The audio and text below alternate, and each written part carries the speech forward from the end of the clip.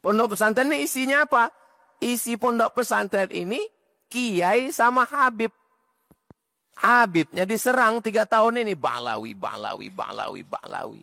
Tinggal satu lagi kiai. Sekarang kiainya diserang. Ini masalah cinta santri kepada kiainya. Ada santri yang ngasih Mercy. Ada santri yang ngasih Ferrari. Ya dia cinta. Sama macam bapak ke ibu. Semua dia kasih ke ibu. Ada 2 kemungkinan. Cinta atau takut. Ini pondok pesantren ini menanamkan cinta. Bukan keterpaksaan. Ini 2 ini sedang diserang. 3 tahun ini Habib diserang. Dan serangan kepada kiai sedang dimulai. Kalau kiainya diserang. Habibnya diserang. Bangunannya diserang. Sistemnya diserang. Isu-isu pemukulan, penampelengan, pemukulan. Akhirnya hancur pondok ini. Dan orang jahil tidak mengerti agama. Benteng kita tinggal pesantren. Sebanyak anak membaca Al-Quran di pondok ini kita mendapatkan pahala. Sebanyak anak sholat di tempat ini kita mendapatkan pahala. Belum lagi di saat mereka menjadi ulama. Harapan kami pesantren terus berkembang. Dan husnudzon kami akan berkembang. Maka dari itu kami ajak Anda, para perindu ridha Allah, ayo kita ikut andil dalam besarkan pesantren ini. Semoga dari pesantren keluar ulama-ulama penerus dakwah baginda Nabi. Amin. Maka jangan ragu untuk bergabung. Inilah orang cerdas. Kalau kita mengandalkan ibadah kita melakukan sholat sebanyak apapun sangat terbatas. Ngaji Quran sangat terbatas. Tapi kalau kita ikut andil dalam program besar semacam ini, sebanyak anak membaca Al-Quran di pondok ini kita mendapatkan pahala. Sebanyak anak sholat di tempat ini kita mendapatkan pahala. Belum lagi di saat mereka menjadi ulama. Inilah kerjaan orang-orang cerdas. Maka ayo menjadi cerdas hari ini. Jangan ragu, sisihkan rezeki Anda. Dan tidak cukup sampai di sini. Ajak orang lain. Kapan Anda mengajak orang lain, Anda mendapatkan pahala biarpun orang itu belum mengikuti ajakan Anda. Ajak sebanyak-banyaknya. Dan di saat Anda mengajak, jangan meremehkan. Mungkin kelihatan orang itu tidak, seolah-olah tidak akan membantu. Ajak saja. Silahkan sisihkan rezeki Anda langsung ke Pesantren Nurul Azhar Bank Syariah Indonesia, nomor rekening 147-666-6666 atas nama Yayasan Tabung Wakaf Umat. Dan jika terbuka hati Anda lalu Anda berderma, jangan ragu. Sertakan kode transfer 01 di akhir nominal transfer dan atau konfirmasi ke nomor 0852 6541 6060. Itu adalah nomor admin yayasan. Dan setelah itu, setelah Anda berderma, puji syukur, bersyukurlah kepada Allah karena Allah telah memilih Anda untuk bisa berjuang. Nuhibbukum fillah. Assalamualaikum warahmatullahi wabarakatuh. Assalamualaikum warahmatullahi wabarakatuh. Bismillahirrahmanirrahim. Alhamdulillahirabbil alamin. Allahumma salli wa sallim ala sayyidina Muhammadin. Alhamdulillah, bersyukur pada Allah Subhanahu wa taala di malam yang penuh barakah ini kita bisa bersilaturahim, berkumpul di Masjid Raya An-Nur Provinsi Riau. Semoga semua kita tetap istiqamah iman, Islam dan istiqamah sampai akhir hayat sehingga semuanya husnul khatimah. Amin ya rabbal alamin. Salawat berangkai salam kepada Rasulullah sallallahu alaihi wasallam. Semoga kita semua di akhirat patut untuk bermajlis bersama Nabi Muhammad sallallahu alaihi wasallam. Amin ya rabbal alamin. Yang sama-sama kita muliakan para ulama, para alim, terkhusus Tuan Guru Bajang Muhammad Zainul Majdi. Kemudian Tuan Guru kita Ustaz Abdul Samad. Kemudian Bapak Gubernur, Bapak Abdul Wahid, Bapak Ahmad, kemudian Bapak Asisten 1, serta para pimpinan di lembaga di pemerintahan Riau dan tokoh masyarakat yang hadir, serta pengurus Masjid Raya An-Nur dan semua yang hadir Masjid Raya An-Nur yang dirahmati Allah Subhanahu wa taala.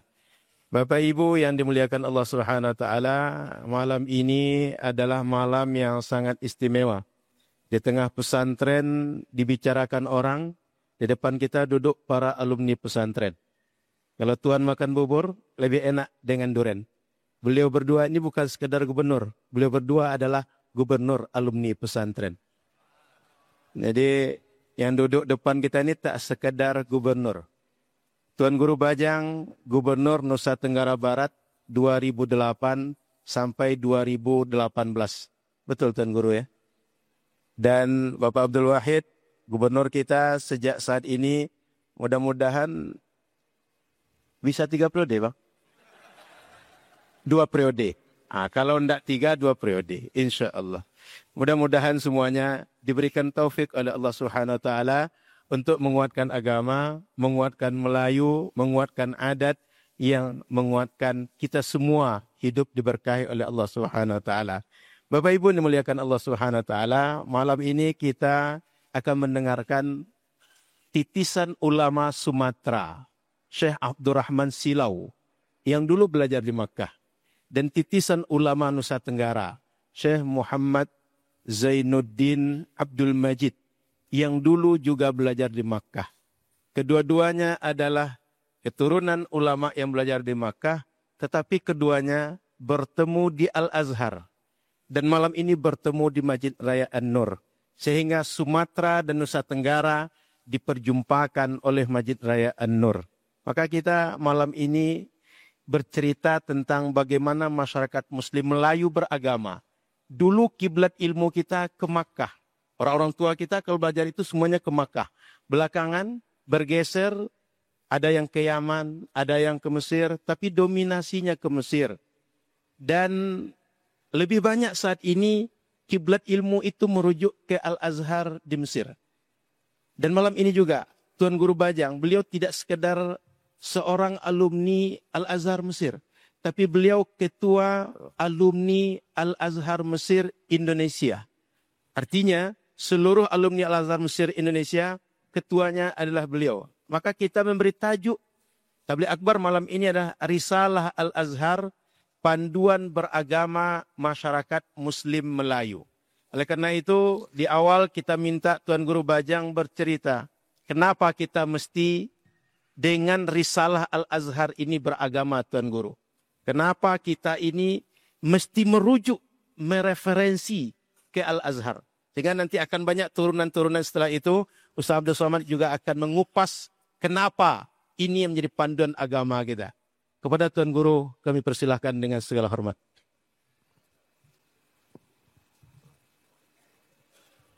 Bismillahirrahmanirrahim. Bismillahirrahmanirrahim. Assalamualaikum warahmatullahi ta'ala wabarakatuh. Alhamdulillah. Wassalatu wassalamu ala habibina Rasulillah. Sayyidina Maulana Muhammad ibn Abdullah. Wa ala alihi wa sahbihi wa man tabi'ahudah ila yaumil qiyamah amma ba'd. Khadratul Fadil, Al-Akhil Aziz, Profesor Syekh Abdul Somad Batubara, Hafizahullah.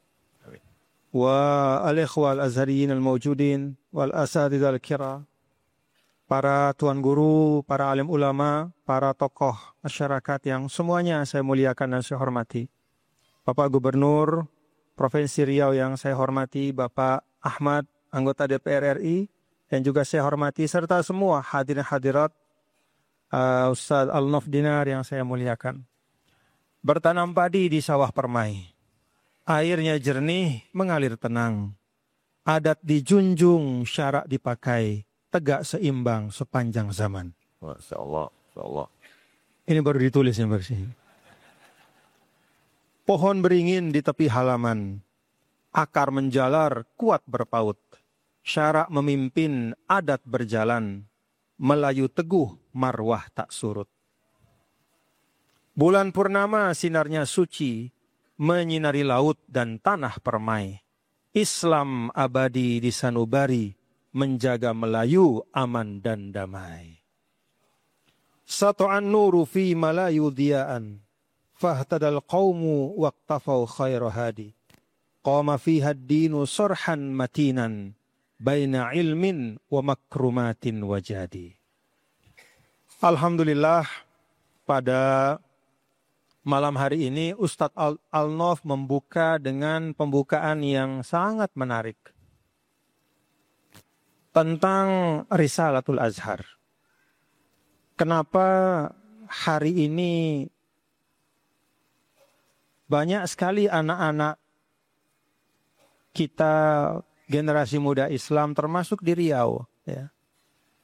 Bahkan saya dengar dari duta besar Mesir itu untuk tahun ini saja, itu ada 4.000 permohonan visa dari putra-putri Indonesia yang ingin belajar di Al-Azhar. 4.000 bapak-bapak, saudara-saudara. Dulu 1991, pada waktu saya datang itu seluruh mahasiswa Indonesia di Al-Azhar, laki-laki maupun perempuan, itu jumlahnya 2.000 orang.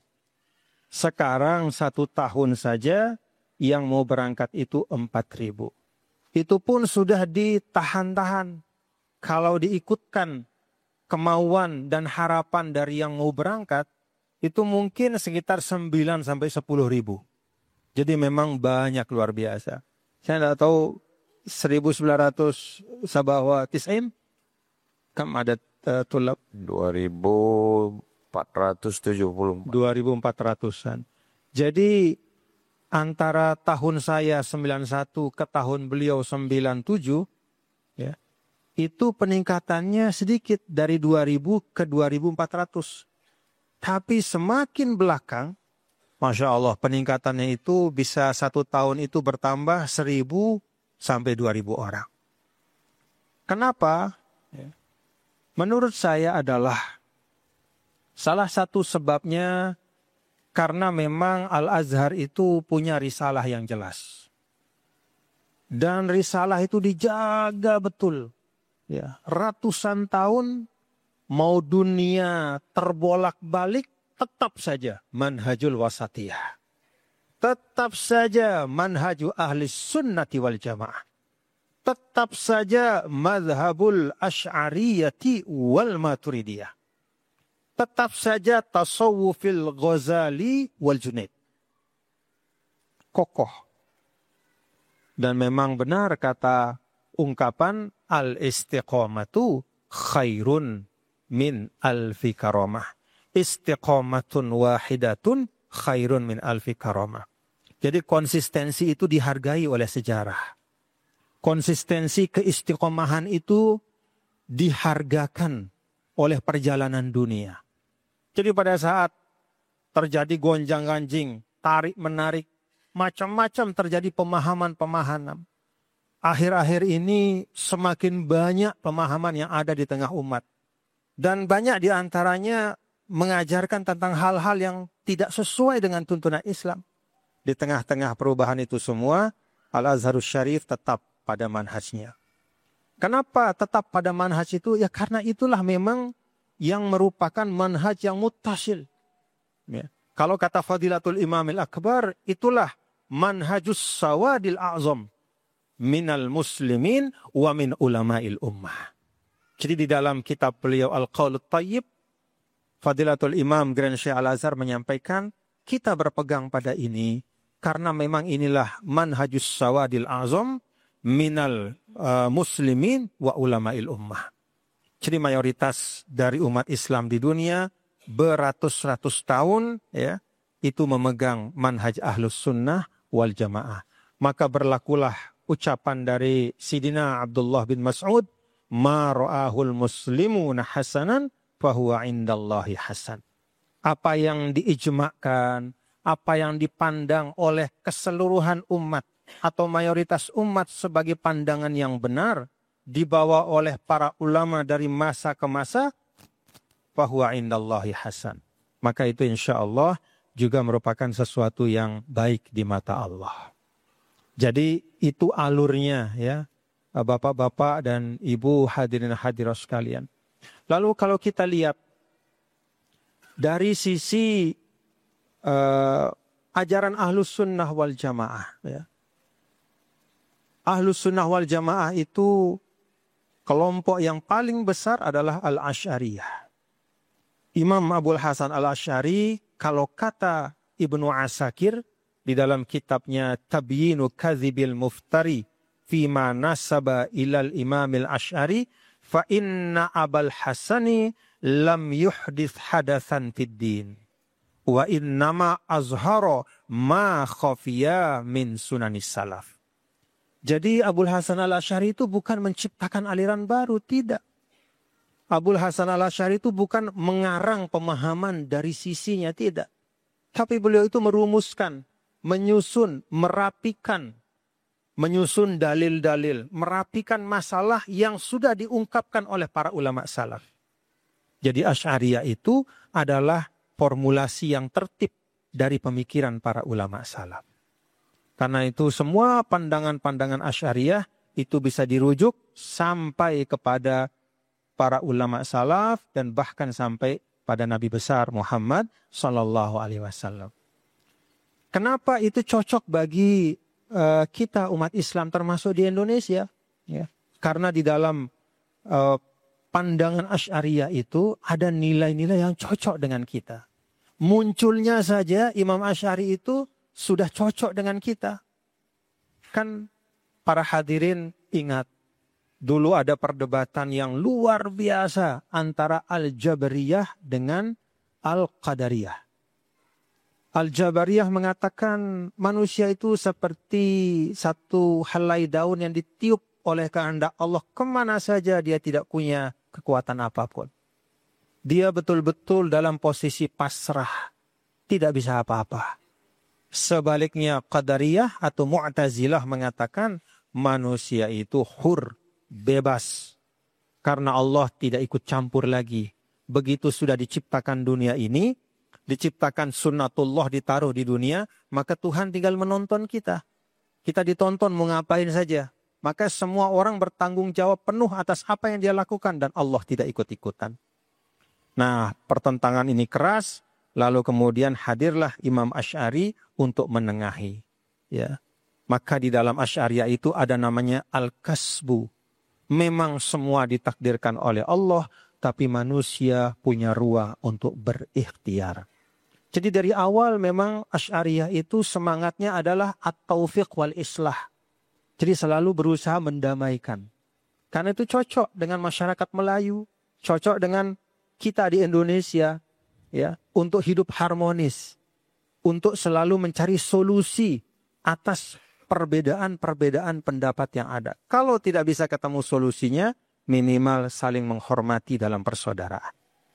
Jadi itu gambaran awal dan sederhana mengapa kemudian mazhab Asy'ariyah itu kokoh kuat di tengah-tengah umat, mengapa Al-Azhar Asy-Syarif juga menjadikan Ahlus Sunnah wal Jamaah atau mazhab Al-Asy'ariyah itu sebagai panutan dan pegangan, karena itulah memang yang muttasil sampai kepada salaf.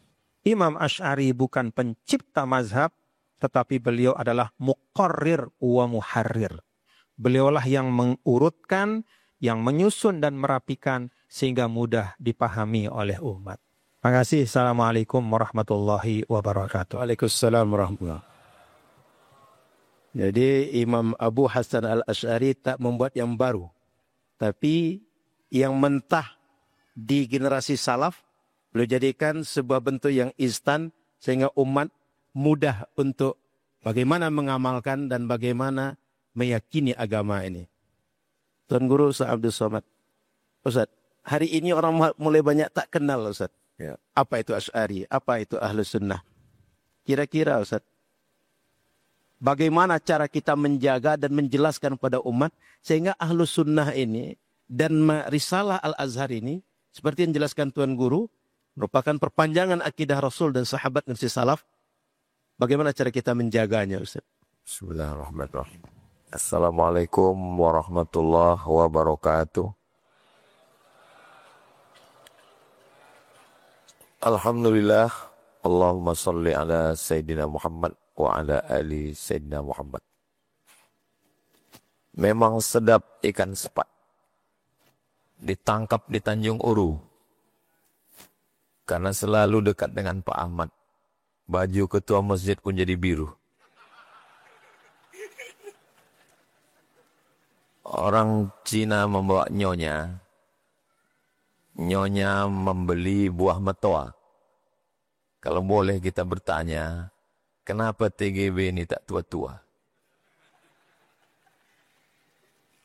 Memang sedap sayur jamur dimakan di hari Jumat. Kalau duduk kita dengan dua gubernur, kita pun rasa camat. Itu sekedar menjawab pantun beliau yang 3 tadi. Jadi ketika Syekh Ali Jum'ah ditanya, Manil Azhari, siapa itu orang alumni Al-Azhar? Jawabannya, Asy'ariyu Ammaturidiyul Aqidah. Akidahnya Asy'ari atau Maturidi. India, Pakistan, Bangladesh, Turki itu Maturidi. Tapi Maroko, Tunisia, Aljazair, Mesir, Yaman, Indonesia, Malaysia, Brunei Darussalam, Patani, Thailand, Moro, itu kita akidahnya Asy'ari. Dalam bidang akidah Asy'ari. Dalam bidang fikih, at-tamadhhub bi ahadil madzahibil arba'ah. Bermazhab dengan salah satu mazhab. Apakah mazhab Imam Hanafi, atau Imam Maliki, atau Imam Syafi'i, atau Imam Hambali. Turki, India, Pakistan, mayoritasnya Hanafi. Maroko, Tunisia, Aljazair, Mauritania, itu Maliki. Irak, itu Hambali. Sebagian Hijaz, Hambali. Najd, Hambali. Sedangkan Yaman, sebagian Mesir, Asia Tenggara, itu Syafi'i. Dalam bidang akidah, Asy'ari. Dalam bidang fikih, Syafi'i. Dalam bidang tasawuf, mengikut Imam Junaid al-Baghdadi. Pokok dasar-dasarnya Imam Junaid al-Baghdadi. Tapi disusun secara sistematis dan cantik finalnya pada Imam Abu Hamid al-Ghazali. Makanya selalu ini trilogi namanya. Trilogi ini yang mesti dipegang. Kata dosen kami di Darul Hadis dulu, namanya Syekh Muhammad Yasif. Dia ketua majelis ilmi. Kata dia Maroko itu triloginya 3. Akidahnya Asy'ari, fikihnya Maliki, dan tasawufnya Junaid al-Baghdadi dan Imam al-Ghazali. Kata Hadratus Syekh Muhammad Azim Asy'ari, pendiri Nahdlatul Ulama, dalam kitabnya Risalah Ahli Sunnah wal Jamaah, NU itu akidahnya Asy'ari, fikihnya Syafi'i, dan tasawufnya Junaid al-Baghdadi dan Imam Abu Hamid al-Ghazali. Nah sekarang kita tes dari mulai ujung Aceh sampai Papua. Apakah kita pegang trilogi ini? Aceh, nama mufti Aceh, Syekh Nuruddin Ar-Raniri, yang menulis kitab judulnya As-Siratul Mustaqim. Akidahnya Asy'ari, fikihnya Syafi'i, tasawufnya Abu Hamid al-Ghazali. Aceh. Turun ke bawah Aceh, Sumatera Utara. Nama mufti kerajaan Melayu Delhi itu namanya Syekh Hasan Maksum.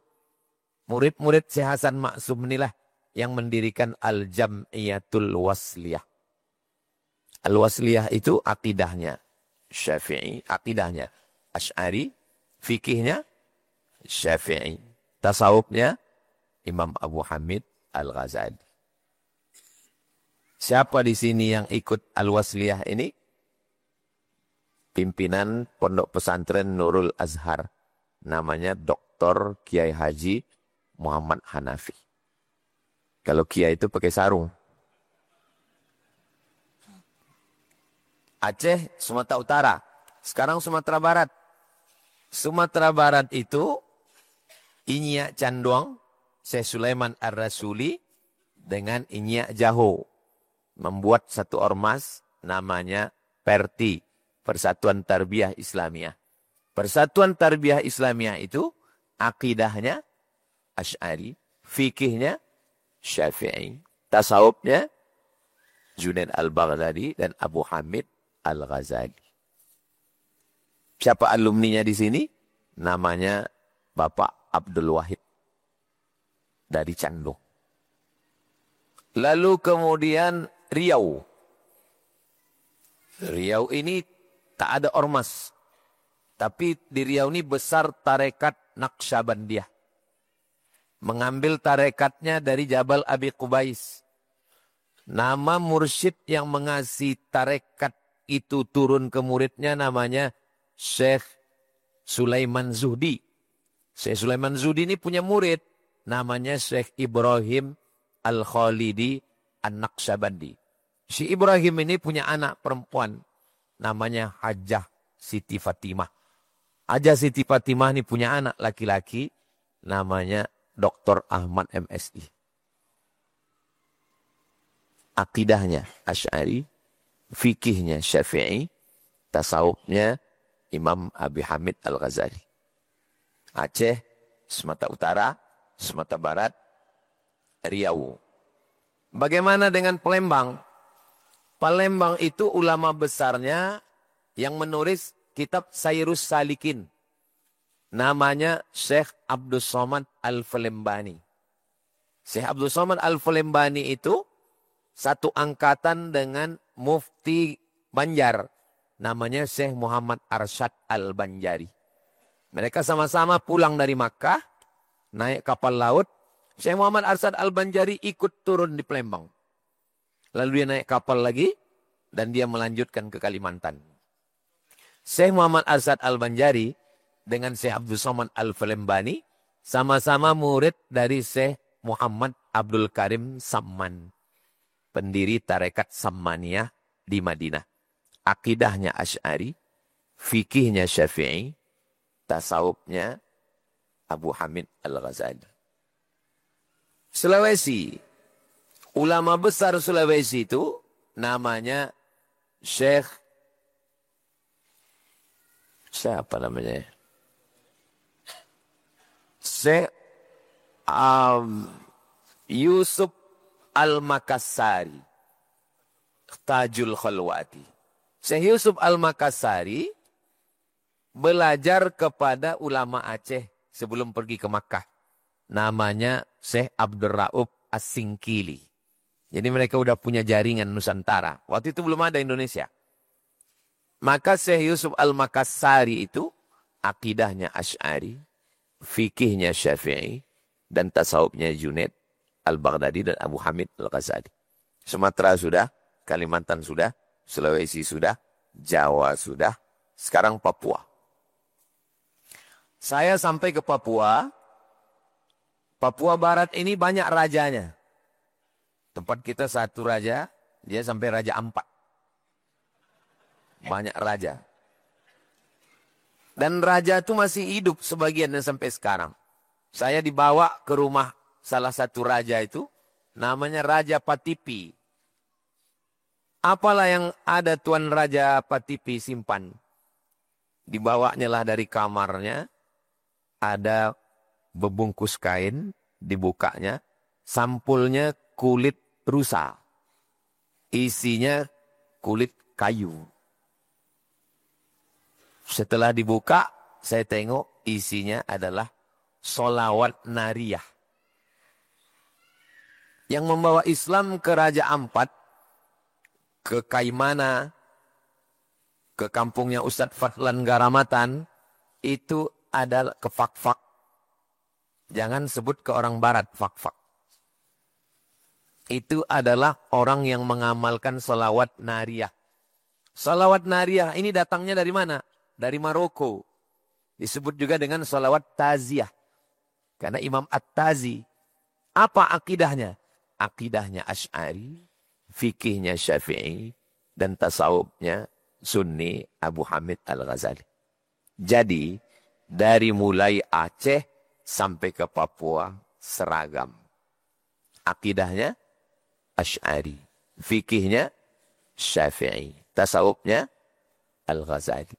Inilah yang mau kita rawat, kita jaga. Itulah kenapa orang Indonesia, dia belajarnya ke Al-Azhar. Kenapa? Karena antara Nusantara dengan Al-Azhar connect dia. nyambung. Kita kalau tak nyambung ini susah. Jangankan mau nyambung masalah agama. Besok saya mau ke Malaysia ini. Sampai nanti di Sabah. Besok saya dari Kuala Lumpur ke Sabah. Udah susah mau mencolokkan charger. Kenapa? Karena di tempat kita coloknya 2. Di Kuala Lumpur 3. Hah? Saya mau mengatakan, kenapa kita nih koneknya ke Al-Azhar? Karena 3 tadi. Akidahnya Asy'ari, fikihnya Syafi'i, tasawufnya Abu Hamid Al-Ghazali. Nah, ada kelompok satu lagi yang sedang dipopulerkan belakangan ini. Mau dicoba, kira-kira cocok tidak di bumi Melayu. Namanya bukan Asy'ari, bukan Maturidi, bukan Syafi'i, bukan Hambali, bukan Maliki, bukan Al-Ghazali. Tapi apa namanya? Wahabi. Oh, Ustaz nggak boleh ngejek. Saya tidak ngejek. Saya tidak ngejek. Saya bacakan ya kalimatnya. Jadi kalau disebut Wahabi, itu bukan mengejek. Nih saya bacakan ya. Ada pertanyaan dari Irak. Pertanyaan dari Irak. Apa itu Wahabi? Pertanyaan dari Irak. Dijawab oleh Syekh Abdul Aziz bin Baz. Ini jawaban dia. Saya bacakan ya. Al-Wahabiyatu, Wahabi adalah atba'us Syekh Muhammad bin Abdul Wahhab. Jadi kalau saya misalnya dibilang, Abdul Somad Syafi'i. Saya nggak marah, karena saya ikut Imam Syafi'i. Maka jangan marah kalau bilang, Wahabi. Tidak boleh marah, karena Wahabi itu bukan hinaan. Syekh Abdul Aziz bin Baz sendiri yang bilang, bahwa Wahabi artinya pengikut Muhammad bin Abdul Wahhab. Udah. Cocok tidak mazhab ini dikembangkan di Nusantara? Tidak cocok. Ustadz tahu tidak cocoknya dari mana? Karena sudah beberapa laporan mengatakan dia tidak connect, nggak nyambung. Ada jamaah kita tinggal di Garuda Sakti. Nelpon saya malam-malam. Kata dia, tolong kasih solusi Pak Ustadz. Apa masalahnya? Keponakan saya ini ngikut ngaji ke Ustadz Wahabi. Terus sekarang dia mau bunuh-bunuhan sama bapaknya. Saya tanya kenapa? Karena semua kaki celana dipotongnya. Kata bapaknya, yang beli celana itu aku. Kenapa kok potong? Kata anaknya, kalau lewat di bawah mata kaki masuk neraka. Jadi dia nelpon saya, gimana solusinya? Saya bilang, kalau kau biarkan, 2 gendangnya, mati syahid mereka ini. Karena bagi anaknya, membunuh orang kafir mati syahid. Ayahnya itu di mata dia kafir.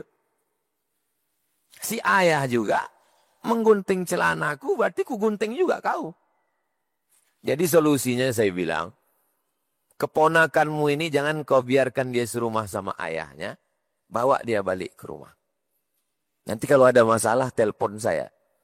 Sudah 5 tahun nggak ditelepon. Berarti sudah selesai masalah.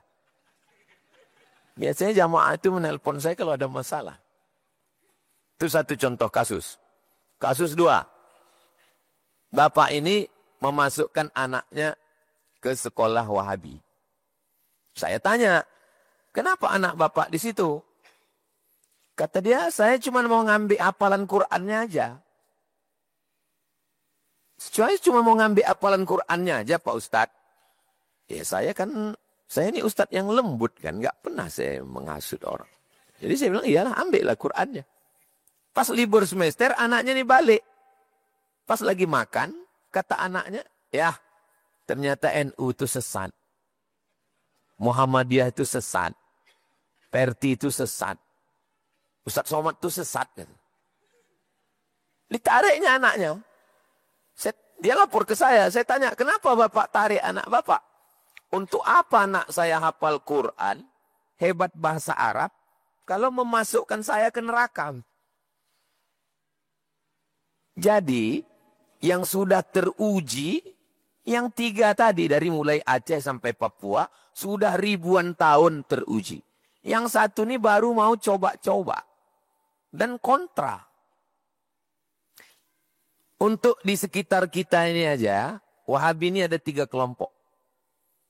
Ada 1 kelompok yang di Pekanbaru. Ada 1 kelompok di Bangkinang. Ada 1 kelompok yang dekat rumah saya. Dan 3 kelompok ini tidak bisa bersatu. Yang kelompok Bangkinang itu tidak pernah mengisi pengajian sekalipun di RJ. Abu Darda. Tak bisa. Kenapa? Karena dia sangat eksklusif. Padahal sesama Wahabi. Jadi kalau model begini yang mau dikembangkan, ini Pekanbaru ini bisa pecah berapa? Ini sebagai masukan ke Pak Gubernur. Enggak bisa dia membuat persatuan. Saya bisa ceramah di Masjid Muhammadiyah. Saya ceramah di Masjid Muhammadiyah belakang Ramayana. At-Taqwa belakang Ramayana itu. Sampai saya minta ngundurkan diri. Bukan saya dipecat. Saya mengisi di Masjid Muhammadiyah yang ada di Jalan Paus. Itu sampai saya izin Pak. Saya tak sanggup lagi. Artinya kita bisa mengisi di masjid mana saja. Dia sesama masjid dia pun tidak. Yang dekat rumah saya itu tidak dipakai di Bangkinang dan tidak dipakai di Pekanbaru. Yang di Pekanbaru tidak bisa dipakai di Bangkinang. Dia sangat eksklusif. Jadi model beragama yang model mana yang mau dipakai? Membid'ahkan orang pada perkara yang khilafiyah. Maulid Nabi.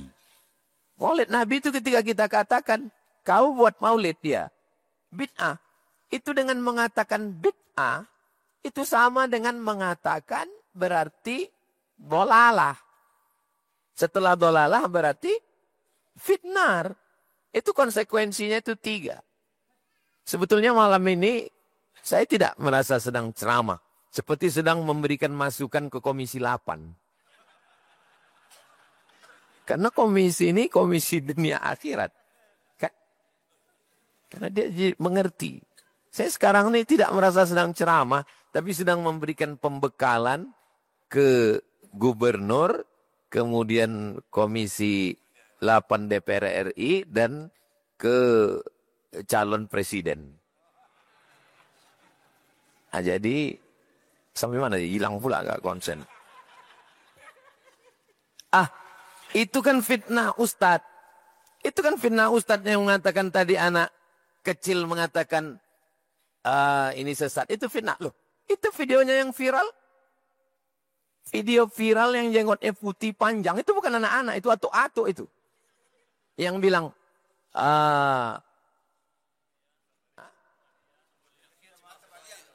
Muhammadiyah.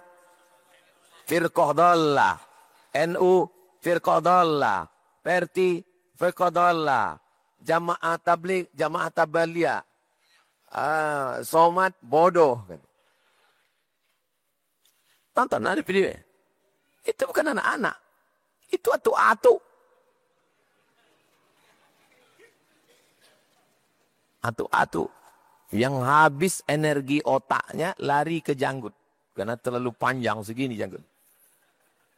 Yang sunnah itu adalah I'fa'ul liha. Uqsus syarib wa'ful liha. Yang sunnah itu adalah memelihara jenggot. Memelihara jenggot itu dipelihara qatbah, kemudian dipotong. Abdullah bin Umar. Kalau sampai sepanjang itu bukan memelihara. Itu mempadiakan janggut.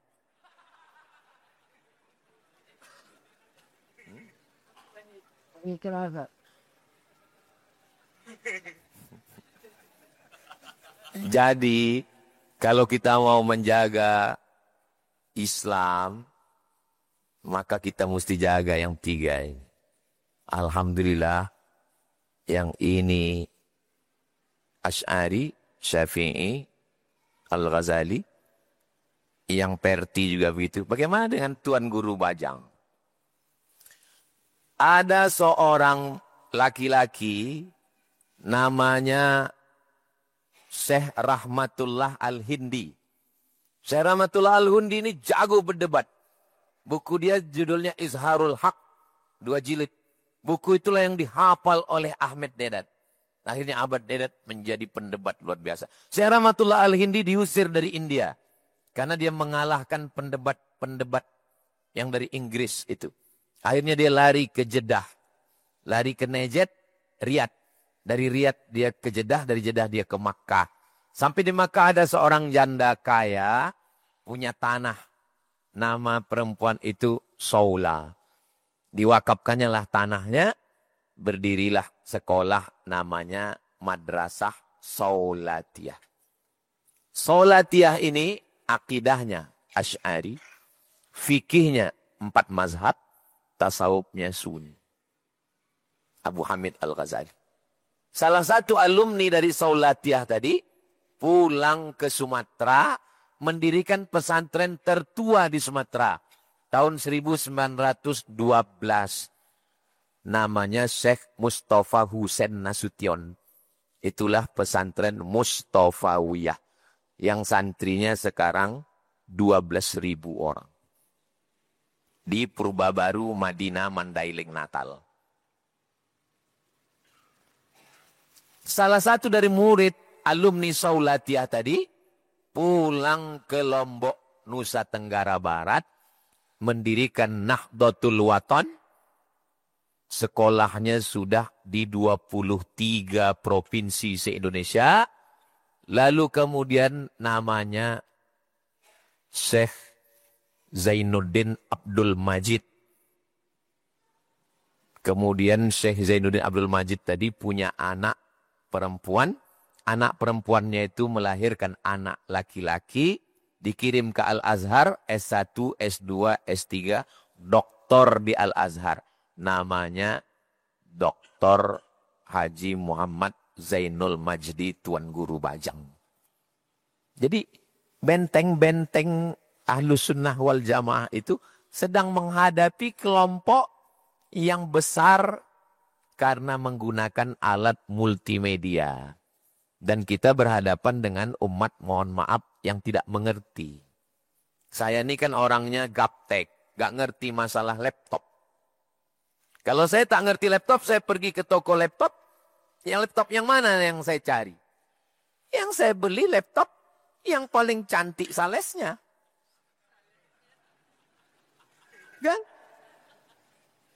Kata dia, beli ini aja Pak. Bapak jangan beli Acer. Karena Acer ini awas cepat rusak. Bapak jangan beli Asus. Agak susah. Bapak beli ini aja. Itulah yang saya ikut. Inilah yang terjadi sekarang. SD tak belajar agama. SMP tak belajar agama. SMA tak belajar agama. Kuliah, mata kuliah cuma 2 SKS PAI. Lapailah. PAI. Habis itu sibuk kerja. Habis kerja nikah, punya istri, punya anak.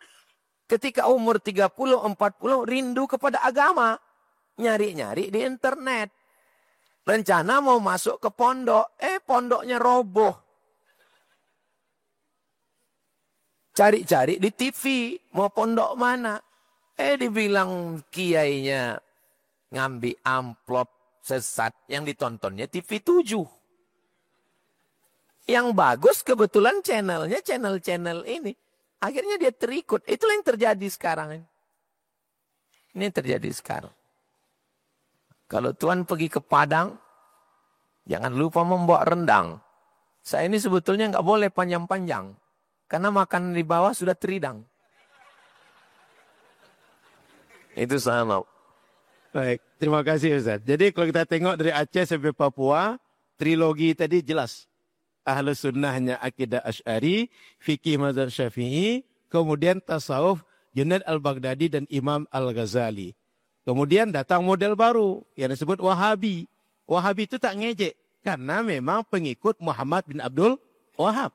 Dari mana kita menyebut mereka pengikut Muhammad bin Abdul Wahab? Tengok buku primer kajian mereka. Kitabut Tauhid karangan Muhammad bin Abdul Wahab.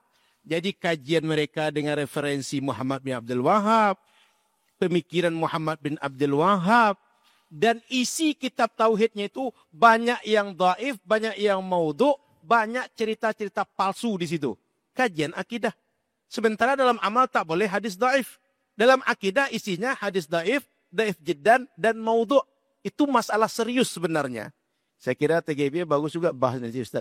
Maka Tuan Guru, tadi ada sedikit tentang kitab tauhid yang isinya dhaif, dhaif jiddan, dan maudhu' Tuan Guru.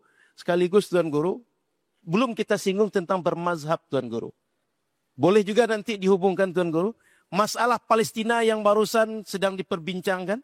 Sudah mulai ada kesepakatan-kesepakatan.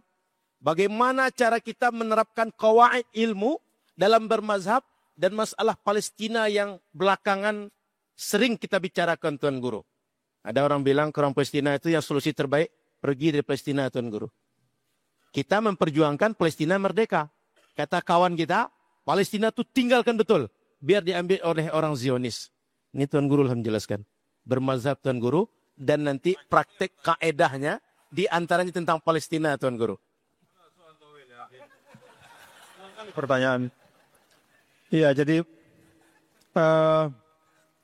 gini. Kalau kita melihat pohon mangga, ya, ada banyak mangga di atas pohon. Kalau orang awam, dia bisa tertipu dengan warna kulit mangga itu. Ya. Dia bisa mengira bahwa yang manis yang ini dia ambil karena melihat kulitnya. Ya. Ternyata isinya kecut. Maka yang paling aman adalah menyerahkan kepada ahlinya, mengambil yang paling manis dari mangga yang ada di pohon itu, lalu menjusnya, memblendernya ya, dengan mesin yang baik, kemudian menghasilkan jus yang fresh, yang bisa kita minum, tanpa khawatir rasanya tidak enak. Itu mungkin tidak terlalu tepat ya, tapi ada kecocokannya dengan bermazhab. Para imam itu memilihkan kita mengolah, mencari yang terbaik, mengambil yang perlu untuk dijus dan menyisihkan yang tidak perlu, supaya hasilnya jusnya itu enak. Kita tinggal menikmati. Kalau memang kita punya ilmu yang sama dengan yang bisa bikin jus yang bagus, silakan bikin jus. Tapi kalau enggak, ya udah kita nikmati aja hasilnya. Nah, para imam mazhab yang 4 terutama, itu adalah orang-orang yang memang mengetahui seluruh seluk-beluk bagaimana mengambil hukum dari Al-Quran dan hadis dengan menggunakan kaedah-kaedah, dengan menggunakan penalaran, ya, bukan hanya naklun tapi juga aklun, ya. Dan ini juga yang membedakan kita Ahlus Sunnah wal Jamaah dengan teman-teman yang disampaikan oleh Ustadz Abdul Somad tadi, ya, yang menyisihkan akal, mengatakan sudah pokoknya yang penting Quran hadis. Padahal kalau memang konsisten hanya Quran hadis saja, pinggirkan akal, itu nanti di satu titik akan mengalami kebuntuan dalam berpikir. Kalau hanya Al-Quran hadis, lalu dia akan bingung nanti. Wallahu ala kulli syai'in qadir. Dan Allah Subhanahu wa ta'ala itu maha berkuasa untuk membuat segala sesuatu. Lalu ada pertanyaan, kalau memang Allah maha kuasa, berarti bisa dong dia menciptakan yang sama dengan zatnya. Bisa dia menciptakan sesuatu yang setara dengan dia. Kan ala kulli. Kan selalu begitu. Ketika ada hadis kullu bid'atin dolalah, maka kullunya itu dimaknakan secara umum. Pokoknya semua. Tidak peduli dengan penjelasan para ulama. Bahwa yang dimasukkan dengan kullu bid'atin di situ adalah sayyi'atin. Disitulah perlunya akal, disitulah perlunya penguasaan bahasa. Ya. Nah, imam-imam mazhab termasuk Ahlus Sunnah wal Jamaah, Imam Asy'ari itu merumuskan pemahaman nas dengan berdasarkan bahasa, berdasarkan akal, berdasarkan kaidah-kaidah sehingga pemahamannya salim. Dan kita tinggal menikmati hasil dari pemahaman yang baik itu.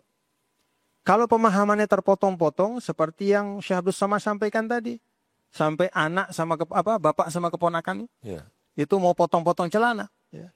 Karena hadis tentang tentang isbal itu kan banyak. Maka dikumpulkanlah oleh para ulama, dijelaskanlah bahwa yang ini maksudnya begini, ini maksudnya begini, yang mutlak ditarik kepada yang muqayyad, sehingga akhirnya pemahamannya adalah pemahaman yang paling inti di situ adalah tarkul khuyala. Nggak boleh ada kesombongan. Bahkan sampai ulama mengatakan, kalau memendekkan celana itu dengan niat kesombongan, itulah justru yang haram. Jadi intinya itu adalah pada tarkul khuyala. Itu menurut penjelasan sebagian ulama. Nah, karena itu kita ini adalah orang-orang yang awam. Kata Syekh Abdul Samad tadi, banyak di antara kita punya hasrat mendalami Islam. Tapi umurnya udah lewat. Ilmu dasarnya nggak punya. Bagaimana mungkin kita bisa mengambil langsung dari Al-Quran hadis? Kalau tidak paham, ya, jangankan hari ini, saya, Anda, pada masa dulu masih para sahabat saja, tidak lama setelah Rasulullah SAW wafat, pada masa Sayyidina Umar, ada sahabat yang salah paham terhadap Al-Quran. Ada seorang sahabat, saya tidak usah sebut namanya, didatangkan kepada Sayyidina Umar bin Al-Khattab. Sahabat-sahabat yang lain mengatakan, ya Sayyidina Umar, tegakkan had untuk orang ini. Dia habis minum minuman keras, mabuk-mabukan. Dibawa ke depan Sayyidina Umar. Begitu Sayyidina Umar akan menjatuhkan hukuman, dia bilang, stop dulu. Saya tidak boleh diberlakukan hukum untuk dicambuk. Karena saya ini orang yang beriman dan bertakwa. Bukankah dalam Al-Quran ada firman Allah, Laisa 'alal ladzina amanu wa 'amilus solihati junahum fima ta'imu idza mattaqaw wa amanu wa 'amilus solihati summa taqaw wa ahsanu akhir ayat. Tidak ada masalah bagi orang yang beriman, beramal soleh, kalau dia bertakwa untuk makan dan minum apapun. Kan saya beriman, kan saya beramal soleh. Maka saya boleh dong minum minuman keras. Itu sahabat. Membaca satu ayat. Sayyidina Umar dalam riwayat itu sampai tertegun. Agak kaget. Untung saat itu ada Sayyidina Abdullah bin Abbas. Kata Sayyidina Abdullah bin Abbas, Pak, bukan itu maksud ayat tadi. Ayat itu turun sebagai jawaban atas pertanyaan sebagian sahabat pada masa Rasul, mempertanyakan bagaimana nasib orang tua mereka, sahabat-sahabat mereka yang meninggal dunia pada saat khamar belum diharamkan. Jadi sampai akhir hayatnya masih minum karena memang belum diharamkan khamar. Maka mereka resah. Aduh, bagaimana ayah saya, bagaimana sahabat saya, teman saya ini sampai akhir hayatnya masih minum karena memang belum diharamkan. Maka turunlah ayat itu sebagai jawaban bahwa tidak masalah bagi orang yang beriman dan bertakwa pada apa yang mereka makan dan minum selama mereka beriman, bertakwa dan berbuat baik. Sebagai jawaban untuk satu kasus yang memang terjadi pada waktu itu. Itu pada masa masih mutawafir as-sahabah. Ya, jadi masih penuh banyak sahabat. Sudah ada yang salah paham. Jadi antara sahabat pun tidak sama tingkatannya. Tidak semua itu mujtahid. Tidak semuanya langsung ngambil dari Al-Quran hadis, enggak. Antara para sahabat saja enggak seperti itu. Maka Nabi mengatakan, kalau mau tanya halal haram, a'lamukum bil halal wal haram Mu'az bin Jabal. Dalam sebuah riwayat. Kalau mau tahu hukum halal haram, tanya Mu'az. Maksudnya apa? Ya muftinya itu Mu'az. Maka di dalam keterangan para sahabat, para ulama disampaikan pada masa Nabi kita Nabi besar Muhammad Sallallahu Alaihi Wasallam dari 124.000 sahabat itu ada 4 mufti di Mekah, ada 4 mufti di Madinah. Dalam sebagian riwayat disampaikan. Jadi cuma 4. Yang lainnya nanya kepada itu, yang 4 itu sahabat, bapak-bapak, saudara, yang memang saliqatun Arabiyah, emang dia dari lahir sudah Arab, sudah pintar bahasa Arab, itu pun tidak bisa serta-merta langsung mengambil hukum dari Al-Quran dan hadis. Kenapa? Karena pemahaman berbeda-beda. Jadi zaman sahabat saja itu sudah ada muftinya, sudah ada mujtahidnya, ya. Apalagi kalau terpisah dari Rasul, bepergian tempat yang jauh, oleh Nabi diizinkan beberapa sahabat untuk berijtihad. Ya. Nah, jadi itu sekedar gambaran bahwa memahami Al-Quran dan hadis itu tidak bisa dari terjemahan Al-Quran, tidak bisa hanya dari terjemahan hadis, tapi ada ilmu alatnya, ada ilmu bahasanya. Ya. Kalau hanya dari Al-Quran nanti bingung begitu membaca wajah rabbuka wal malaku soffa soffa, dan datanglah Tuhan Allah Tuhanmu dengan para malaikat berbaris-baris pada hari kiamat.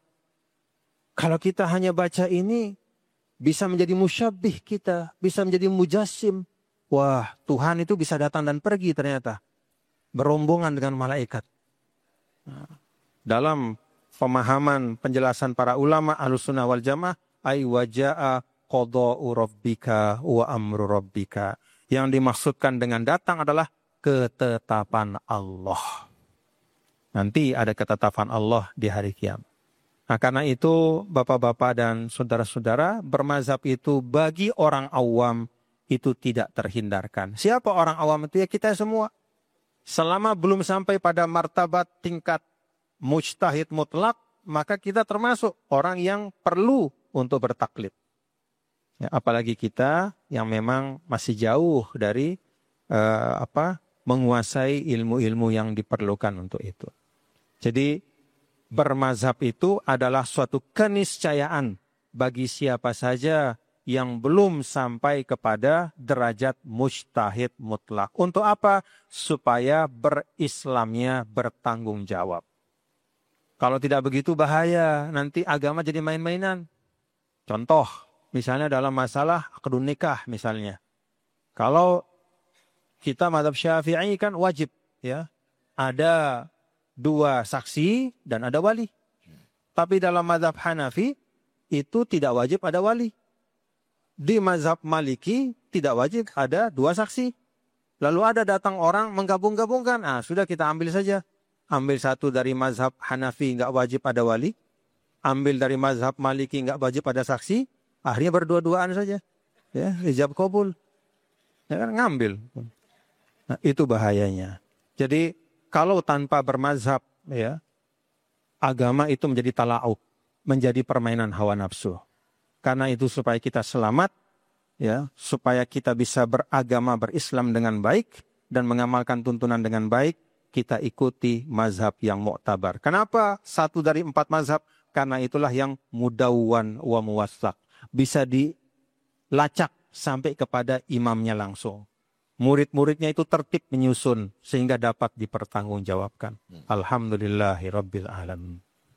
Wallahu a'lam bishawab. Sebelum ke Tuan Guru Abdul Somad, Tuan Guru Bajang, saya membaca dan melihat tulisan Tuan Guru tentang opini tentang pesantren sekarang sedang tadi disinggung oleh Ustaz Abdul Somad.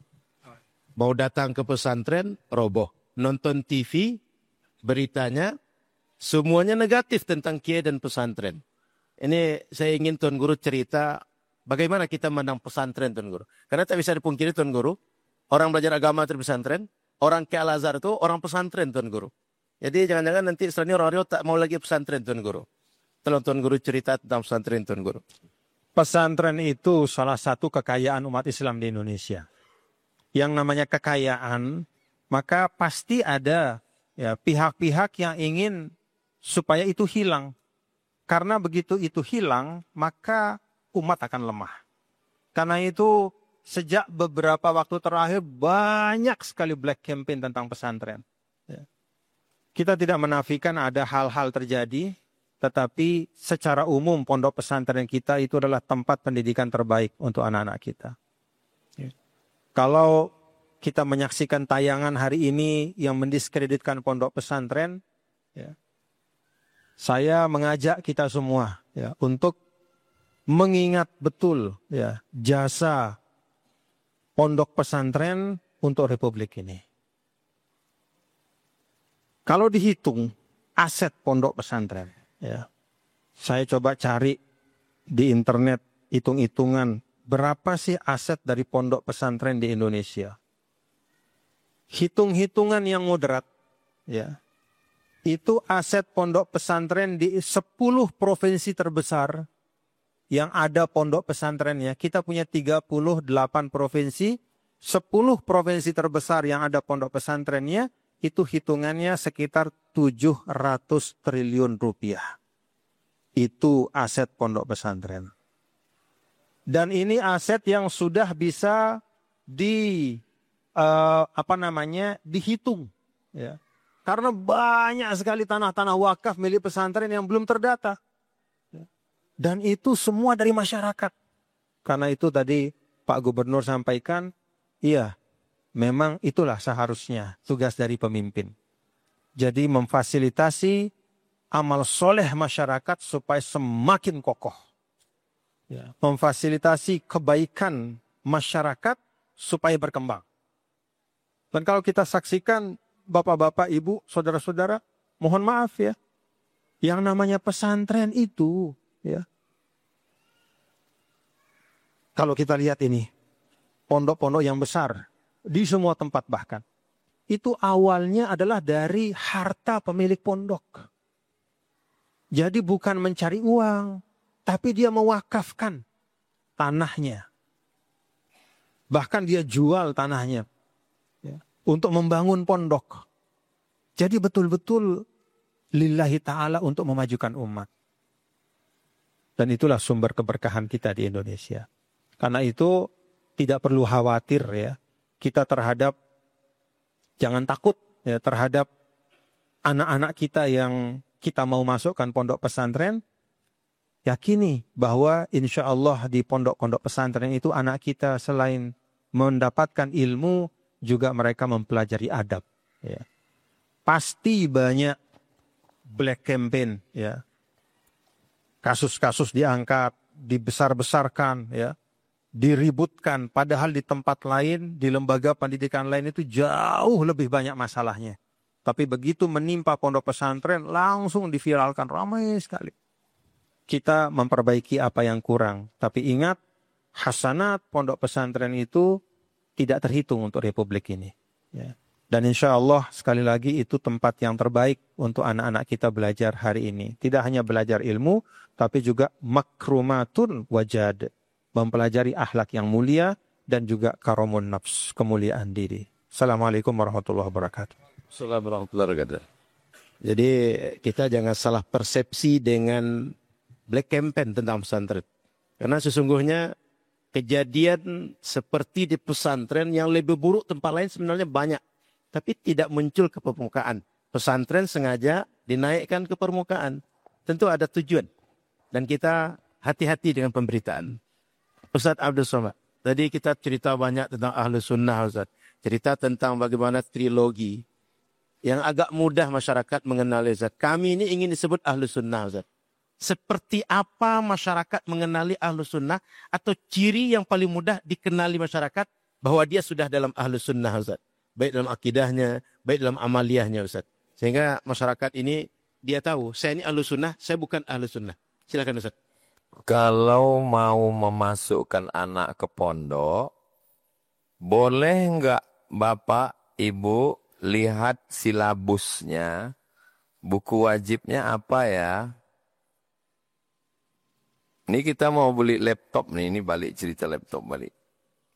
Ini berapa giga, berapa tera, kecepatannya berapa, layarnya, yang pokok-pokok aja dulu. Yang detail-detail tak usah lah. Yang pokoknya boleh saya tengok buku akidahnya, Boleh. Apa akidahnya? Wujud, qidam, baqa, mukhalafatul lil awadisi, qiyamu binafsihi, wadaniyah, kudrat, iradat, ilmun, hayat, sama, basar, kalam. Nah, ini insyaAllah pondok ahli sunnah wal jamaah. Dari situ dah ketahuan nanti. Nanti dia sepaket itu. Fikihnya mazhab Syafi'i, matan takrib, fatul qarib, i'anatul talibin, al-mahalli, kanzur raghibin. Ini berarti. Nanti tasawufnya, ini kami pakai Ihya Ulumuddin. Karena terlalu tebal, enggak terbaca. Akhirnya ringkasan Syekh Jamaluddin Al-Qasimi, Mau'izatul Mu'minin. Jadi dari buku itu udah ketahuan. Udah ketahuan. Jadi enggak usah ditengok jidatnya. Yang ditengok wajahnya. Karena kita tidak bisa nilai dari casingnya. Dilihat ini. Untuk menyelamatkan anak-anak kita.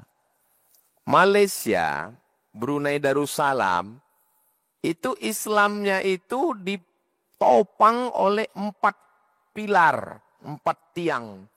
Tiang yang pertama dasar negaranya Islam. Tiang yang kedua ada sultan. Sultan itu penolong agama.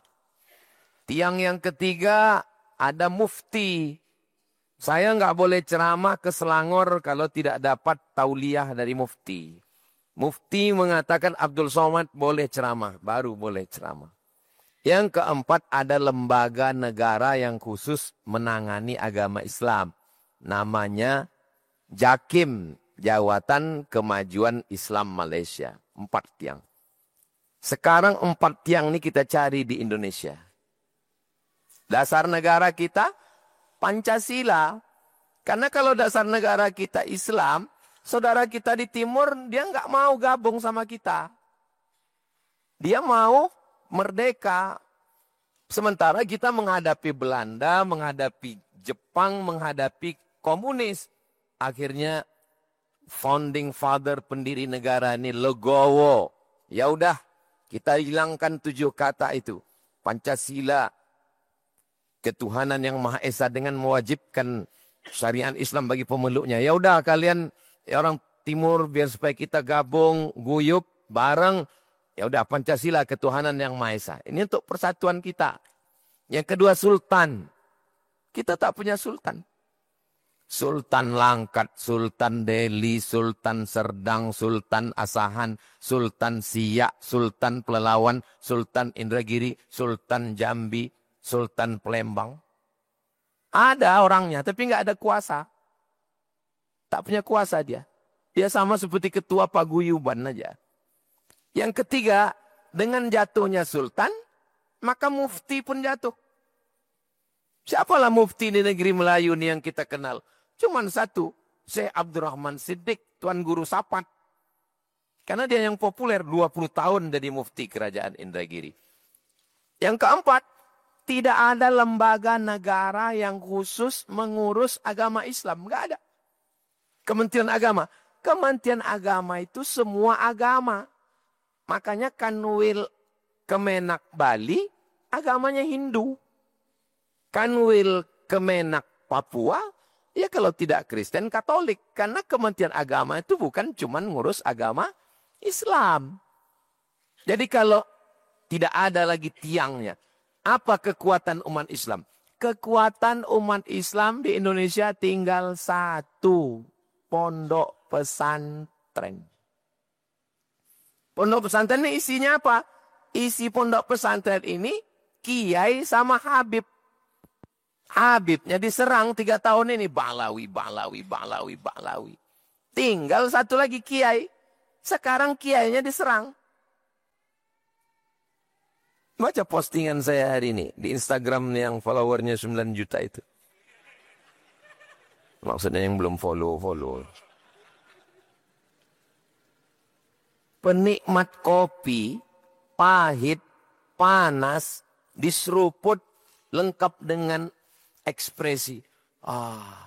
Itu tidak bisa dirasakan penikmat teh. Orang yang menengok lukisan abstrak, tercengang kagum. Bagus sekali lukisan ini.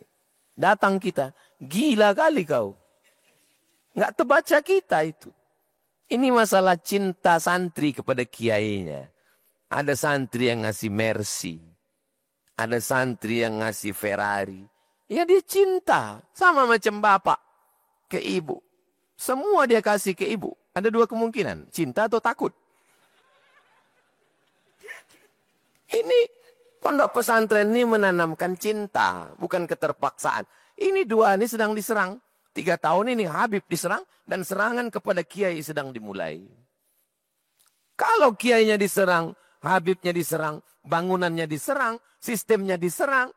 Isu-isu pemukulan, penampelengan, pemukulan. Akhirnya hancur pondok ini. Dan orang jahil tidak mengerti agama. Benteng kita tinggal pesantren. Dari mana Pak Abdul Wahid datang? Pesantren Candung. Dari mana Tuan Guru Bajang? Pesantren Nahdlatul Watan. Dari mana Pak Ahmad? Pak Ahmad pendidikan formal sampai Pamong. Tapi keluarganya keluarga tarikat. Orang tarikat itu orang pesantren. Rumah itu dijadikannya pesantren. Makanya ketika beliau jadi bupati, beliau membangun surau suluk. Tempat orang bersuluk. Suluk itu lebih pesantren dari pesantren.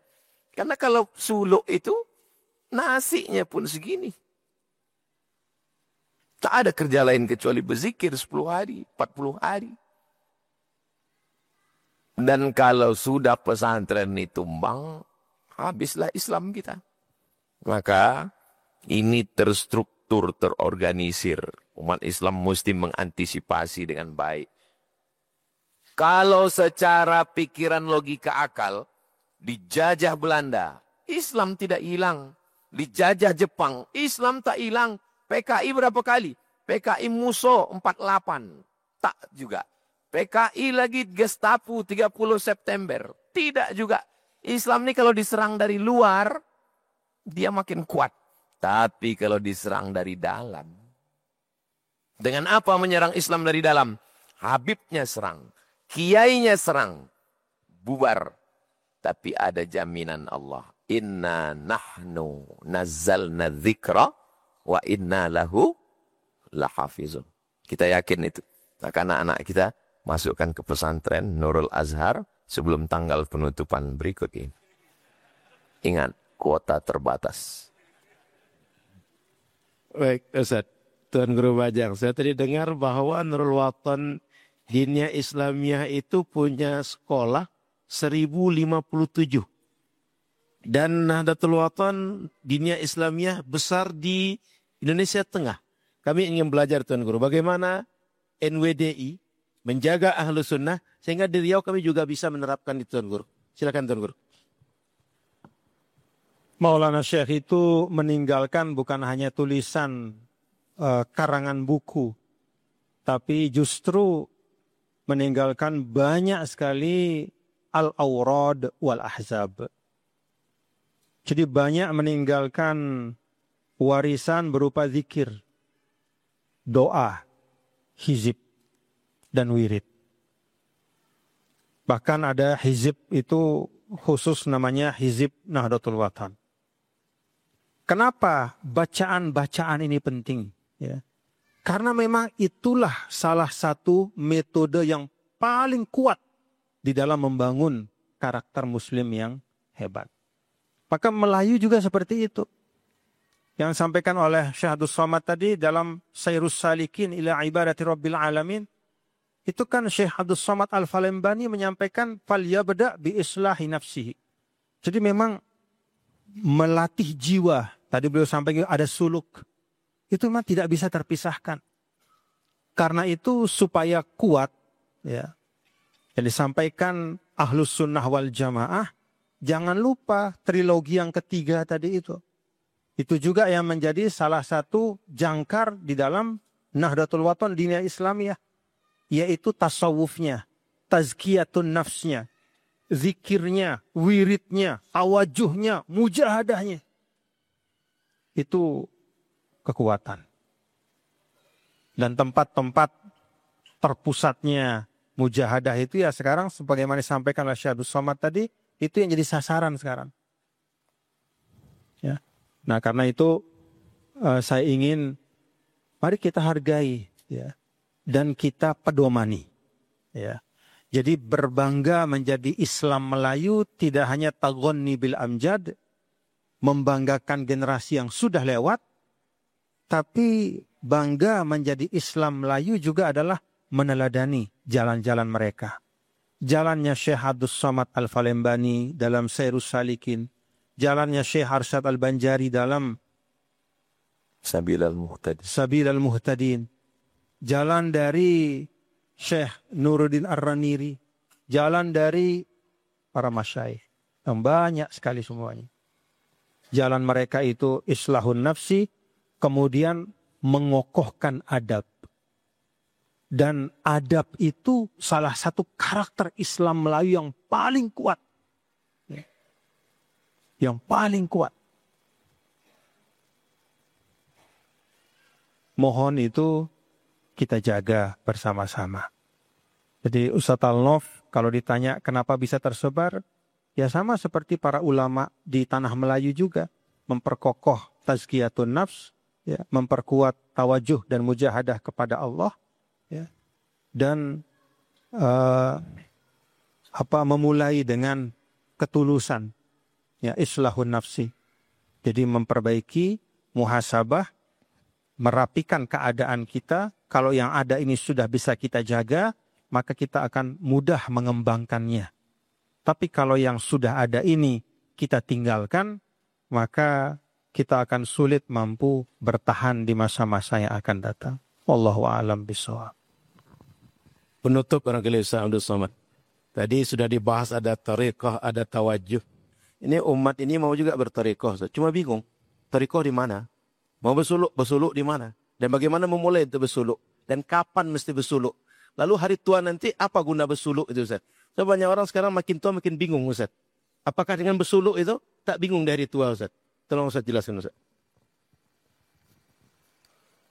Kalau kita mau memasang keramik, itu kan ada teknisnya. Pasang dulu semennya, ada alat jepitnya di samping, lalu kemudian kan biarkan berapa hari, antara sambungan itu ada lagi natnya, baru kemudian dihaluskan. Cara ini bahasa Arabnya namanya thariqah. Ada caranya. Nah, cara berzikir itu juga ada caranya. Bagaimana cara berzikir itu? Kebetulan yang menyusunnya secara sistematis namanya Imam Abul Hasan Asy-Syadzili. Maka disebut dia dengan Thariqah Syadziliyah. Yang menyusunnya Syekh Bahauddin Naqsyabandi. Maka disebut dengan Thariqah Naqsyabandiyah.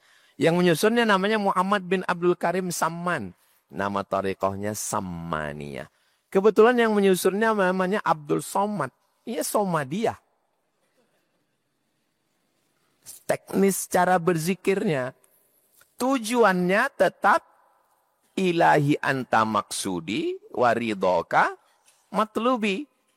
Kapalnya bisa kapal Naqsyabandiyah, bisa kapal Syadziliyah, bisa kapal Abdul Qadir Al-Jilani Qadiriyah. Nakhodanya ada Syekh Ahmad Ar-Rifai, ada Sidi Ahmad Al-Badawi, tapi lautannya tetap lautan la ilaha illallah Muhammadur Rasulullah. Makanya ketika tarekat yang pertama masuk ke bumi Minangkabau, dibawa oleh seorang anak laki-laki namanya Pono. Tiba-tiba gurunya ini makan sirih. Nama gurunya Syekh Abdul Raub As-Singkili. Jatuh tepak. Tempat sirih itu namanya tepak. Satu riwayat menyebut cincin. Jatuh ke lubang WC. WC zaman dulu itu lubangnya di bawah, WC-nya di atas. Kalau penuh ditimba. Jatuh. Masuk dia ke dalam lubang tai itu untuk membersihkan tepak. Satu riwayat cincin. Dibersihkannya, serahkannya ke gurunya. Apa kata gurunya? Tangan kau ini akan dicium oleh raja-raja manusia sampai hari kiamat. Nama muridnya itu Burhanuddin Ula'an. Sampai hari ini orang setiap hari Rabu berkumpul Basapa namanya. Bulan Sapar. Basapa. Orang Minang ujungnya itu hilang. Basapa. Makanya ada orang Minang ditangkap polisi. Waktu bawa mobil. Ganja. Rupanya ganjal. Nah ujungnya hilang. Nah. Walaupun di Minangkabau itu tarekat yang besar adalah tarekat Syabtariyah. Karena Syekh Abdul Rahab As-Singkili itu tarekatnya Syabtariyah. Dari Syekh Abdullah Syabtari. Kemudian datanglah Syekh Ismail Al-Khalidi An-Naqsyabandi. Murid langsung dari Syekh Abdullah Afandi. Murid langsung dari Syekh Diyauddin Khalid Al-Kurdi An-Naqsyabandi. Tidak pernah dalam sejarah Minangkabau berkelahi antara Syabtariyah dengan Naqsyabandiyah. Tunjukkan mana bukti bahwa Syabtariyah dengan Naqsyabandiyah pernah kelahi di Minangkabau. Tidak. Bahkan Syekh Zamzami yang dari Candong, tarekat guru Naqsyabandi, beliau Syabtari di ujung namanya. Tapi kemudian beliau datang ke Besilam, menjumpai Syekh Zikmal Fuad, bersuluk Naqsyabandi. Betapa lapang dadanya mereka. Beda dengan tetangga sebelah, beda sikit dia tak mau. Nah ini. Siapa yang bisa membebaskan Palestina? Salahuddin Al-Ayyubi. Salahuddin Al-Ayyubi itu akidahnya apa? Asy'ari. Fikihnya Syafi'i. Tarekatnya Syazili. Siapa yang bisa membebaskan Konstantinopel? Muhammad Al-Fatih. Muhammad Al-Fatih itu akidahnya Maturidi. Fikihnya Hanafi. Tarekatnya Naqsyabandi. Nama gurunya Syekh Aga Samsuddin. Datang Aga Samsuddin itu membawa dia ziarah ke bawah pokok kayu besar. Yang terkubur di bawah pokok kayu itu sahabat Nabi yang dulu meminjamkan rumahnya sebelum Nabi punya rumah. Namanya Abu Ayyub Al-Ansari. Kata Aga Samsuddin, wahai Al-Fatih, ini Abu Ayyub Al-Ansari datang dari Madinah kemari mau membebaskan Konstantinopel. Umurnya 80 tahun. Sekarang umur kau 19 tahun. 3 versi. Ada yang bilang 19, ada yang bilang 20, ada yang bilang 21. Karena ikhtilaf tentang tahun lahirnya. Sekarang umur kau 19 tahun. Ini 80 tahun umurnya. Mau membebaskan Konstantinopel. Bangkit semangat Muhammad Al-Fatih. Muhammad Al-Fatih bangkit semangatnya setelah dibawa ziarah kubur. Ini kalau hidup sekarang Muhammad Al-Fatih ini dibilang kuburiyun. Muhammad Al-Fatih ini kuburiyun. Siapa yang bisa membebaskan Palestina? Asy'ari, Syafi'i, Syazili. Siapa yang bisa membebaskan Konstantinopel? Maturidi, Hanafi, Naqsyabandi. Tunjukkan saya tokoh Wahabi. Apa yang dilakukannya? Mana negeri kafir yang dibebaskannya? Mana? Tunjukkan saya. Enggak ada. Dia kalau berkuasa, apa yang dia lakukan? Kalau dia punya kekuasaan, apa yang akan dia lakukan? Ketika dia berkuasa, ada muazzin sebelum azan, innallaha wa malaikatahu. Innallaha wa malaikatahu yusalluna 'alan nabi. Dilarangnya. Jangan baca innallaha wa malaikatahu. Bid'ah. Yang azan ini buta. Setiap azan dia inallah. Dipancung kepalanya. Di mana bisa kami tengok? Judul kitabnya Fitnatul Wahhabiyah. Fitnah Wahabi. Yang menulisnya namanya Syekh Ahmad Zaini Dahlan. Mufti mazhab Syafi'i di Makkah. Siapa Sayyid Ahmad Zaini Dahlan? Syekh Hasim Asy'ari membacakan Sahih Bukhari dari Syekh Mahfud At-Turmusi. Syekh Mahfud At-Turmusi membacakan Sahih Al-Bukhari kepada Syekh Bakri Syata. Syekh Bakri Syata membacakan Sahih Al-Bukhari kepada Syekh Ahmad Zaini Dahlan. Sanad-sanad kitab itu nanti mengerucutnya kepada Syekh Ahmad Zaini Dahlan. Mustahil dia bohong. Dialah yang menceritakan ketika Wahabi berkuasa, dia bukan membebaskan negeri kafir, memancung kepala umat Islam. Orang pergi ke Talang Mama, ke Bagan Beniau. Pakai duit sendiri, minyak sendiri, mobil sendiri ke pedalaman. Dia dapat duit dari Kuwait, dari Saudi, mengeluarkan orang dalam masjid nih. Bid'ah. Tinggal lakukannya. Dia kalau punya kekuasaan, dia akan pakai itu.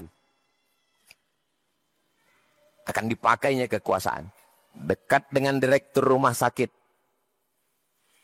Dibawanya ustadz dia, maka semua ustadz-ustadz yang ada di situ yang tak sealiran akan coret. Kajian pertama, kita kalau ngajar hadis, hadis yang pertama adalah saya mendengar hadis pertama dari guru saya. Guru saya mendengar hadis pertama dari guru saya. Guru saya mendengar hadis pertama dari guru saya. Kasih sayang. Ar-Rahimuna yarhamuhumur rahman irhamu man fil ardi yarhamkum man fis sama. Mereka kalau mengajarkan hadis, hadis pertama, Ainallah. Di mana Allah? Siapa yang bilang Tuhan tidak di langit? Berarti sudah keluar dari Ahlussunnah, coret namanya. Ustadz kok tahu? Nama saya dicoret dari rumah sakit Ibnu Sina. Ketika dia dekat dengan direktur itu, dekat coret nama yang tak cocok. Dekat sama gubernur. Kalau dekat dia dengan gubernur, dia akan pakai kekuasaan itu. Kasih tahu sama Somad, jangan senggol kami lagi. Waktu dia dekat dengan gubernur. Gubernur Riau. Nama gubernurnya Pak Andi Rahman. Pak Andi Rahman kawan saya. Cucu Pak Andi Rahman nikah di rumah tuh, saya ngasih namanya. Saya yang mentasmiah. Maka pesan ke saya melalui Ustadz Fulan. Sampaikan ke Somad, jangan lagi. Datang profesor ngasih tahu ke saya. Ustadz, saya sudah menengok pengurus Masjid An-Nur. Nama Ustadz tidak ada lagi di penasehat. Saya dulu kan penasehat di An-Nur. Nama Ustadz udah dicoret, tak ada lagi. Ada susunan yang baru. Siapa yang nyusun? Yang dekat dengan Pak Andi Rahman. Siapa namanya? Namanya Ibnu Mas'ud.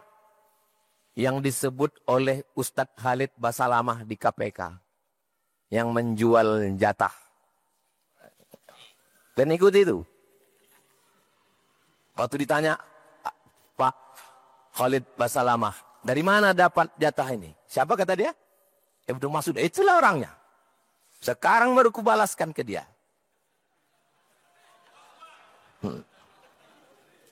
Aku baru balik dari KPK. Dia kalau mendapat kekuasaan, kalau sampai dapatnya kekuasaan di Riau nih, habis. Yang pertama dihabisinya Abdul Somad. Yang kedua, Ustaz Al-Nurdin.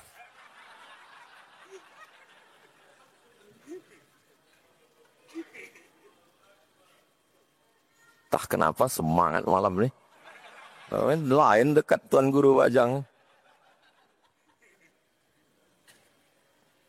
Kalau Tuan mengambil buluh, jangan mengambil yang keras-keras. Ceramah tak boleh lebih 9:30 Ustaz. Karena laki-laki tidak bisa tidur di teras Ustaz. Jadi Tuan Guru Bajang suruh kita tutup dengan doa. Kami minta pesan pamungkas Ustaz. Dari semua yang kita bahas tadi, pesan pamungkas Tuan Guru. Setelah itu kita tutup dengan doa Tuan Guru. Silakan Tuan Guru. Man saro ala darbi wasola. Kalau kita melewati jalurnya, pasti akan sampai. Belajar Islam itu pada ulama mausuqin, yaitu pada ulama-ulama yang bisa dipercaya. Yang yattasil sanaduhum ila baginda Rasulullah sallallahu alaihi wasallam. Yang sampai sanadnya kepada Nabi besar Muhammad sallallahu alaihi wasallam. Dan terakhir, 3 hal yang disampaikan oleh Syekh Abdul Somad tadi tentang trilogi, itu jangan sampai ada yang ditinggalkan. Mulai dari akidahnya, fikihnya, kemudian tasawufnya. Dan kalau bicara akidah harus dimulai dengan sifat 20. Karena itulah yang membentengi anak-anak kita dari tasbih dan tajsim. Tidak ada gunanya jago ilmu fikih, jago yang lain-lain kalau akidahnya rusak. Jadi sifat 20 itu pokok dan utama. Aqidatul awam, kemudian jauharatut tauhid, itu jadikan sebagai wirid dari anak-anak kita ketika mulai belajar Islam. Wallahu a'lam bishawab. Terima kasih. Bismillahirrahmanirrahim. Alhamdulillahirabbil alamin. Wassalatu wassalamu ala sayyidil mursalin wa ala alihi wa sahbihi ajma'in. Allahumma ja'al jam'ana hadza jam'an mubarakan marhuma. Ya Allah, jadikan perjumpaan kami ini perjumpaan yang diberkahi dan dirahmati. Wa tafarraqana min ba'dihi tafarruqan mubarakan hasanan ma'suma.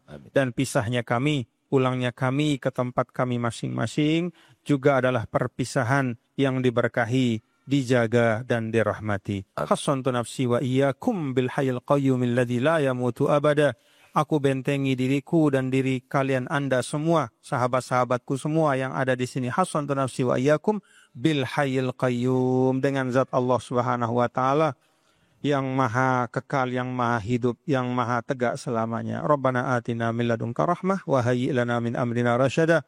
Ya Allah, limpahkanlah rahmat kepada kami langsung darimu tanpa perantaraan siapapun. Wa hayyi' lana min amrina rasyada, dan berikanlah kami dalam setiap urusan kami kelurusan, keistiqomahan, kelapangan, keikhlasan. Rabbana atina fid dunya hasanah wa fil akhirati hasanah wa qina adzabannar. Wa sallallahu wasallam ala sayyidina maulana Muhammad walhamdulillahi rabbil alamin.